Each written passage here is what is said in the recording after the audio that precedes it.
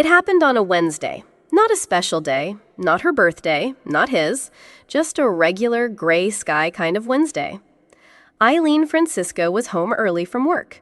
She liked these quiet afternoons. No noise, no demands, just her, a mop, and the scent of lemon cleaner on the tile floor. She moved with muscle memory.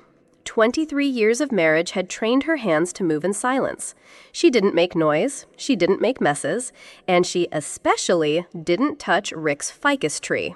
That ficus was sacred. He bought it before their wedding, gave it a name, spoke to it more than he ever spoke to her in the last 5 years. So when her elbow accidentally hit the side of the wooden stand and she heard the crack and then the shatter, her body locked up. Time stopped. She stared at the shards of ceramic on the floor. The plant roots, exposed soil, scattered, looked like a dead animal. Something Rick would grieve over for weeks. Eileen's first reaction wasn't guilt. It was fear. Fear of what he would say. Fear of how he would look at her, disappointed, sharp, distant, maybe even angry. She knelt quickly, hands shaking, sweeping the mess into a dustpan. But then she heard a metallic clink, a sound that didn't belong. There, half buried in the dirt, was something small and glinting. Not one thing, 3. First, a small brass key, then a plastic-wrapped SD card, and finally, a folded, yellowing piece of paper sealed in wax, marked in ink. Her breath caught in her throat. That handwriting! She'd recognize it anywhere. It was her father's. But her father had been dead for 8 years. Eileen sat back on her heels, dirt on her knees, tears welling in her eyes. The ficus pot hadn't just broken. Her life just cracked open. Eileen sat on the kitchen floor for what felt like hours. The brass key still lay in her palm, warm now from her skin. The SD card rested beside her coffee mug, unopened, and the letter still sealed. Still whispering her name like a ghost. Her father's handwriting danced in her mind. He always wrote in blue ink. He always signed with a little dash under his name. He always told her, "If I ever write you something serious, keep it safe and read it alone." But this letter wasn't in her jewelry box. It wasn't in his old tool chest. It was hidden, buried in Rick's ficus pot. Why? Why would her husband hide something from her father? Why would he bury it? Like a secret meant to stay dead. Eileen's fingers trembled as she peeled open the envelope. Each word hit her like cold water to the face. Every sentence was a warning. Eileen, if you're reading this, something has gone wrong. I set up a trust fund under your name, $800,000. It was meant for your future and for the Cancer Foundation. But if Rick found it, I fear you're no longer safe. Eileen stared blankly at the page. A trust? $800,000? She had never seen a cent.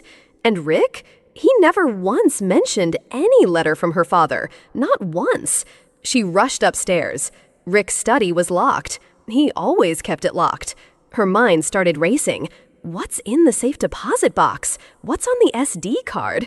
And most of all, who is Rick really? To the world, Rick Francisco was a perfect husband. He opened doors for Eileen, pulled out chairs at restaurants, wore polished shoes, said please and thank you, and always remembered to smile in public. At church picnics, he refilled her lemonade. At weddings, he kissed her hand in front of cameras. And on their anniversary dinners, he gave her gold earrings, always the same brand, always in boxes she never opened again. People called them the model couple. But what no one ever saw was how Rick always told Eileen what to wear, how he'd suggest she avoid carbs, how he would tilt his head slightly when she laughed too loudly in public, just enough to make her feel like a child. He never raised his voice. He didn't need to. His silence was sharper than screaming. When she cried, he'd say, "You're being too sensitive again. You know that, right?" When she brought up things that bothered her, "Eileen, you always turn nothing into something." He had a talent for saying cruel things in beautiful sentences. I'm not controlling you. I'm helping you be your best. I don't make the rules, Eileen. The world does. People respect us because I know how to lead. It wasn't abuse, he'd say. It was love, disguised as logic, wrapped in routine. And Eileen, she stopped choosing the music in the car.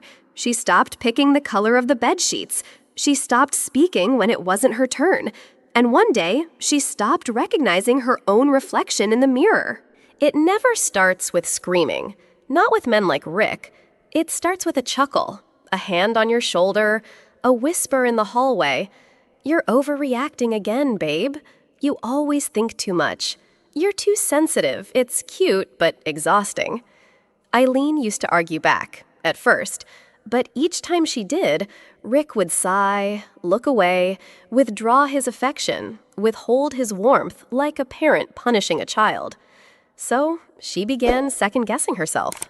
Was she really being dramatic?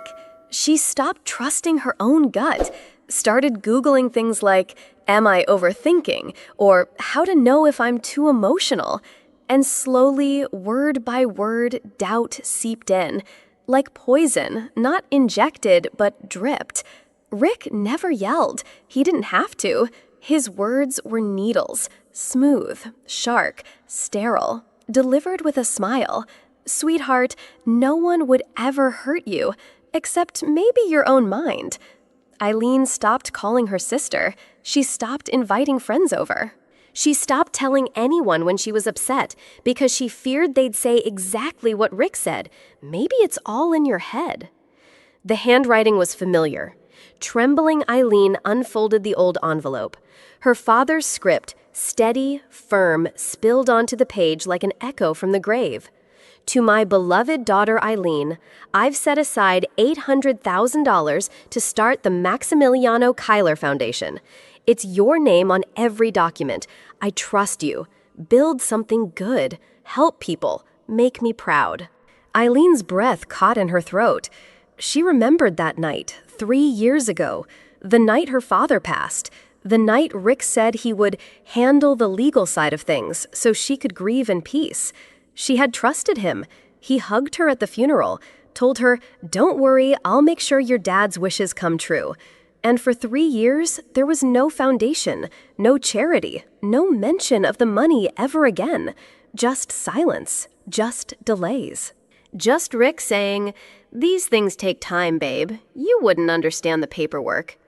But now, the letter told the truth. The money was never meant to be buried. The dream was never meant to die.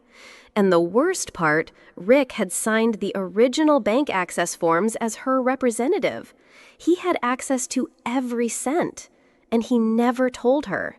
He betrayed a dying man's last wish. He betrayed the daughter left behind. She couldn't breathe. The letter trembled in her hands, but it wasn't the paper that was shaking. It was her entire world. Her father trusted Rick. She trusted Rick. And Rick, he didn't just steal money. He stole her silence, her grief, her trust in family, her belief that her marriage, despite everything, still had a core of decency. It was all a lie. The image of Rick holding her at the funeral, telling her he's got it all handled, now it played in her mind like a sick joke. And the worst part, her father was 6 feet underground when Rick signed the access forms. While they buried a man with honor, Rick was digging through his legacy with a thief's smile. "Rick didn't just betray me," Eileen whispered, her voice shaking. "He betrayed my father, even in his grave." That sentence changed everything. It was the moment her pain turned into fire. For years, Eileen had whispered instead of shouting, had folded instead of fighting, had bent until she almost broke. But now she stood. She took off her apron, washed the soil off her hands, and walked upstairs, not to cry, but to plan. She hesitated before sliding the SD card into the laptop. Just a flash drive, she told herself. It's just a piece of plastic. But what loaded onto the screen made her stomach drop. Photos, dozens of them. Eileen at the grocery store. Eileen sipping coffee with Angel. Eileen asleep in her own bed. Zoomed in. Dated. Categorized by time and location. Then the audio folder. She clicked and heard her own voice. "Hey, Angel, call me when you get home, okay?" A conversation with her daughter 3 weeks ago. Recorded, without her knowing. Next file, Tamara's voice. Private, shaken, captured like prey on a wiretap. And then a document labeled EF Mental Deterioration Draft 3. Her eyes froze. Rick had compiled a psychological profile of her. Fake diary entries, faked emails to herself. Logs of her episodes, moments, he'd manipulated her into breaking down only to record them as evidence. Exhibit A, unstable behavior, July 9. Emotional paranoia, recorded phone call. It wasn't surveillance, it was a setup, a staged case file to prove that Eileen Francisco was insane. And if she ever pushed back, if she ever questioned him, if she ever tried to leave, he'd use this to have her institutionalized. She thought it was over, that the files were only about her. But then, another folder, labeled Angel Surveillance. She opened it. There were photos, videos, logs.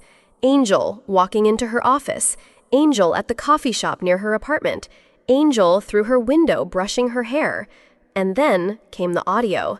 A phone call between Angel and her roommate, laughing, casual, private. Rick had recorded everything, every move, every word. "My God," Eileen whispered, "he's watching our daughter." This wasn't just betrayal, it was invasion. It was warfare disguised in a husband's face. And then she realized something even worse. Rick wasn't just trying to paint Eileen as crazy. He was preparing to take Angel, too, through paperwork, custody tricks, and if needed, by proving Angel was unsafe under Eileen's care. He wanted to own them both, break them both. "I thought he was my husband," Eileen said, her voice trembling. "Turns out he was a spy, living in my bed, watching me, watching my child, 24/7. Her hands were shaking, not from fear, not anymore, but from something sharper, rage sharpened by truth. She opened her old contacts list, scrolled down to the name she hadn't dared touch in years, Georgina Alvarez, her cousin, her best friend once, now a high-powered attorney in Chicago, and the one person Rick forbade her from contacting. "She's a bad influence," Rick had said. "Too aggressive, too modern, too loud." What he really meant was Georgina was unbreakable. The phone rang. "Eileen?" The voice answered, alert, cautious. "Is everything okay?" There was a pause. Then Eileen's voice broke, shaky but clear. "I found something, Gina, and I think Rick is trying to put me in a mental hospital." Silence. Then Georgina's voice dropped into steel. "Send me everything, every photo, every file, every word he's ever written to you. I'm coming over. And Eileen, listen to me. We're going to burn this bastard to the ground." Tamara had always looked perfect. Designer bags, pearls, impeccable manners. She played the role of Desmond's elegant wife flawlessly, but behind the Sunday brunches and charity galas, there was a woman slowly cracking under gaslights and golden cages. And when Eileen called, Tamara didn't hesitate. "Rick tried to erase me," Eileen said, "but I think Desmond's doing the same to you." A long silence. Then a whisper. "How did you know?" And just like that, one call became a revolution. Tamara joined the circle, no longer a trophy wife, no longer silent. Eileen, Georgina, Tamara, and Angel. 4 women, once isolated, now united by betrayal and by fire. Together, they drafted a plan, gathered digital evidence, recover the missing legal files, interview the staff Rick had fired or silenced, trace every financial trail, and prepare what Georgina called the counterfile. A full legal portfolio that would expose every signature, every scam, every lie. It happened at 9:42 a.m., just as Rick was adjusting his tie for a Zoom call and Desmond was charming a new investor over espresso. Then, sirens, the kind that cut through glass and pride. Elevator doors burst open. 5 plainclothes agents stormed in, badges raised, voices firm. Rick Francisco, Desmond Francisco, you're under arrest. Hands slammed against desks, wrists cuffed in steel. The boardroom froze. Phones came out. Cameras rolled. Within minutes, the entire building knew. Then the city. Then the country. Breaking news flashed across every screen. Brothers arrested for massive financial scam. Rick and Desmond Francisco accused of forged documents, stalking wives, and charity fraud. And there, standing just outside the glass wall of the boardroom, was Georgina, in a black blazer, holding a flash drive. She didn't smile, but her eyes said everything. Checkmate. Rick and Desmond thought they'd built a fortress, but it was a house of cards, and the first gust of justice brought it crashing down. The police didn't stalk at the brothers. They started knocking on doors. The doctor who falsely diagnosed women as mentally unstable. The private investigator who placed trackers on wives' cars. The notary who looked the other way. The attorney who processed forged documents, knowing they were forged. Every accomplice, every enabler, dragged into the spotlight. But the most haunting moment? Women started showing up, one by one, faces pale, voices trembling. Some carried files, some carried scars. One woman whispered on the stand, "He had me institutionalized because I wouldn't sign over my inheritance." The courtroom didn't breathe. The judge removed his glasses. Rick lowered his head. And Eileen, standing strong beside Georgina and Tamara, looked him straight in the eye. 6 months later, the city mayor stood beside Eileen on a small stage under the morning sun. Behind them, a new plaque, the Maximiliano Keiler Foundation, in memory of a father who believed in kindness, in honor of the women who chose to fight. The foundation would do more than fund cancer research. It would offer legal support for women trapped in financial abuse, shelter for mothers escaping manipulation, therapy for daughters rebuilding after betrayal. But the most emotional moment came when Angel stepped up. In front of the cameras, she held her birth certificate. "I've changed my last name," she said, voice steady. "No more Francisco. That name never protected me." She looked toward the sky. "I'm Angel Keiler now. I carry the name of the man who taught my mother's strength, and through her, taught me." Eileen closed her eyes, holding back tears. Not because she was broken, but because for the first time in years, she felt whole. 10 years later. The morning light filters gently through the glass walls of the Maximiliano Keiler Foundation. Volunteers chat softly.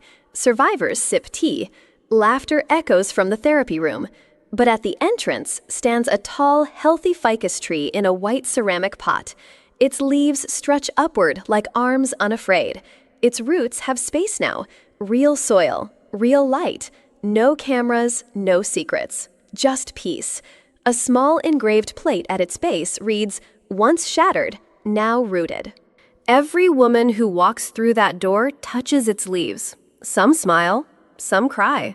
But Eileen, she waters it every Sunday. Her hands no longer shake. She no longer apologizes for taking up space. She no longer doubts her sanity. "He once used this tree to trap me," she whispers. "Now it reminds me I broke free." The ficus didn't just survive. It flourished, just like her. Sometimes the greatest threat to your freedom doesn't come from outside. It comes from someone who smiles at your dinner table, someone who calls it love while slowly erasing your voice. But here's the truth Eileen reminded us of. Silence is not peace. Obedience is not love. And you don't owe anyone your quiet suffering just to keep the family together. Whether it's your finances, your choices, or your sanity, your life belongs to you. And if that means breaking something that once defined your world, then break it. Sometimes a broken pot is the beginning of a new garden. If this story moved you, If it reminded you of someone you know, or whispered to a part of you that's still trying to find strength, then don't scroll past. Hit subscribe, because on this channel, we tell the stories that others are too afraid to say out loud. Stories about healing, about truth, about reclaiming yourself. Your voice matters. Your story matters. And here, you're not alone anymore.